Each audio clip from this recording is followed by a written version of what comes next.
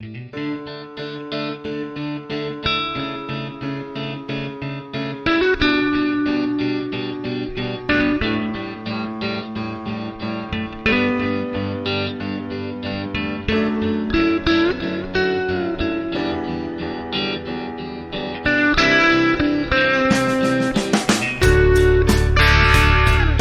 morning, guys, and good morning, teacher. It's a pleasure to be here with you. I'm going to talk about politics today. So, this is a topic a little bit controversial and a little bit difficult to understand. So, the main objective of this presentation is explain to you a deeper concept of pol politics. So first, I want to start reading this quote. The individual is political from Kate Miller. It's a short quote, but it has deeper meaning. So probably you were a little bit confused when you heard this quote. And unfortunately, we have learned that politics is only about the state, government, choosing a president, corruption, and all of that. But politics is something bigger and deeper, and it could be a little bit complex and difficult to understand and explain. But in this presentation, I'll try to explain to you what politics is through my living and experience. So I will talk about my experience realizing I was making um, politics, and then I want to tell you one of the most important teaching that someone gave me recently about this topic. So let's start. Okay. When I was a child, I grew up studying in expensive school because I had a scholarship. So I wasn't like other students because they were very, very rich, and it wasn't my case. My case. And for reasons that are not relevant now, I lost that benefit, and I had to go to study in a public school. And in that place, I didn't have teachers. And I remember perfectly that I didn't have teachers of math, biology, and physics. So I don't know almost anything about those subjects. And obviously, I had a better level of education when I was studying in a private school. But I didn't realize that until I started studying anthropology at San Carlos University, and I met people who were studying the same at Del Valle University. So I started asking seriously why they have a better level of education at point that companies and projects prefer to hire them instead of hiring people from San Carlos University, for example. And it's simple. It's because the San Carlos University students don't have the same resource to learn as Del Valle students have.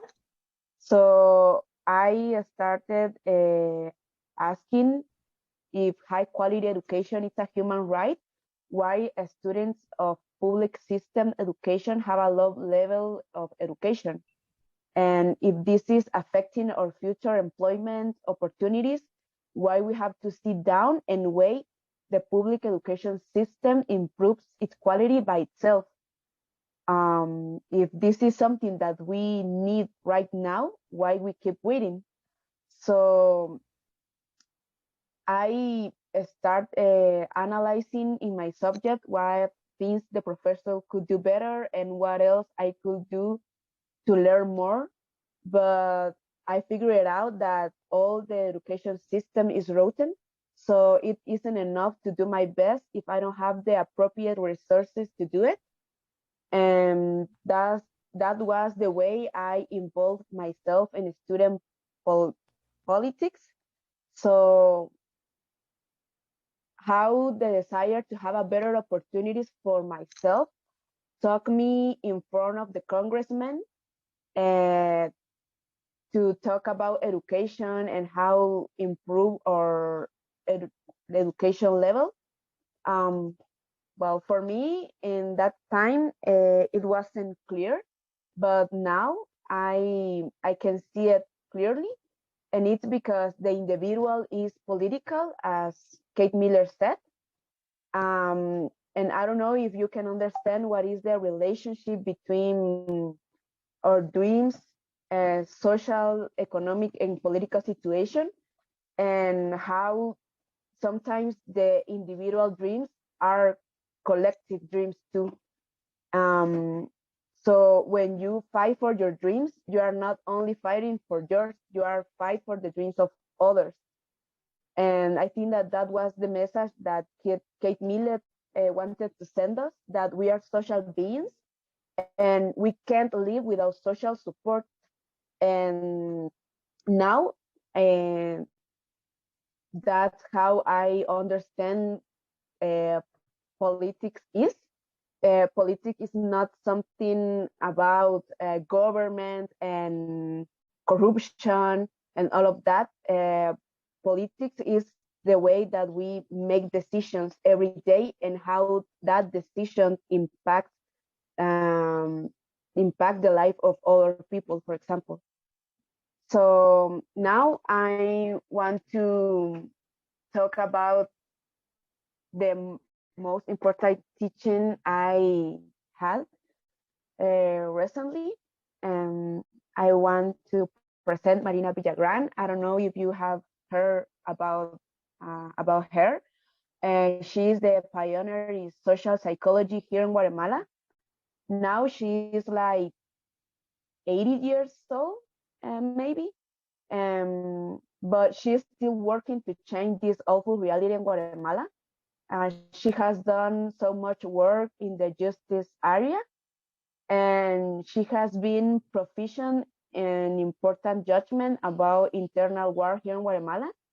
So she has dedicated her life to looking at social justice. And like 2 weeks ago, I was talking with her, and she told me that in many situations, people don't participate in politics.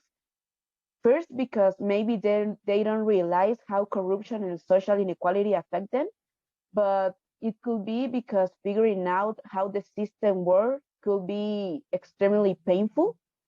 And I agree with that.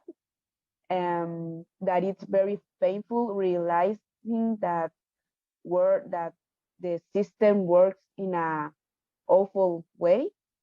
But she told me that the satisfaction that fighting for your human rights, dignity, and opportunities could give you is incomparable. And knowing that you did everything you could do, not only for you, but otherwise for the population too, it's the most pleasant sensation ever. And for me, it was beautiful because she has a life fighting, entire life fighting for human rights.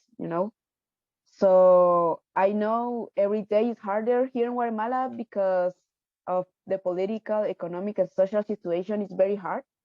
And sometimes being empathic could be seriously painful. But Marina told me that that pain can make you act, and that pain can transform the rage in change.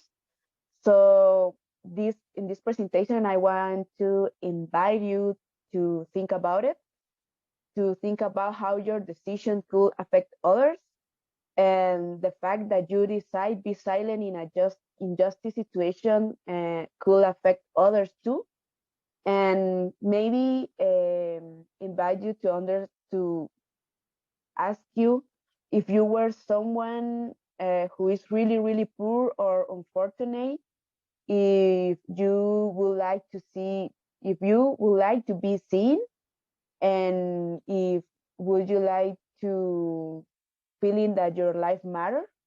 In my case, I would. And I know sometimes we are too busy and too tired to think about other people's situation and list the situations of people we don't know, but they still existing, and what we are going to do to improve the life quality of for everybody. I think that it's a good question and principle, because in that life quality are involved our dreams and goals too. So for me, politics is about fight the your fight. It's fighting about fighting for your dreams, but it's fighting for the dreams of others too, because the things that you do for yourself impacts in some way the life of other people. So just think about it. I think that we could realize that we have been doing things that could help other people, or maybe we could realize that we haven't done enough uh, to help others. So thank you for your attention. I hope my message got to you, and I'm here to answer questions, or maybe you want to discuss about this topic. Yes, Lydia. I just wanted to say that I really like your presentation. I really like your topic, you know.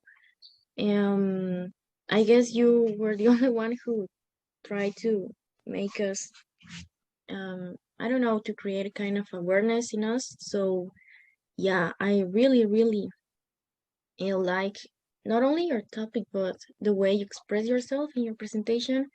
I feel that your ideas were so clear. Yeah. So yeah, I like it. Thank you, Marie. Yeah, Lydia, I want to say that I really enjoyed listening to you.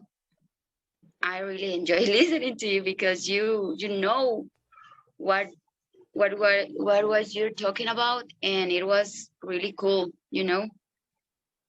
It was a really great presentation, and congratulations about it, and thank you. Thank you, Can I ask? Mariana. Can I ask? Oh, go ahead. I don't know. Somebody else wants to talk. No. I have a question. I thought it was very interesting, and I really think there is a lot of injustice in how the education system works in the world, not only here. Like people who have money have more privilege to learn more things than others. Is there anything being done in Guatemala? Like, I know it's kind of difficult, but do you think there's any chance, or is there any opportunity that everyone gets the same level of education? I don't know. I don't know if you understand my question. Yeah, I understand it. I understood it.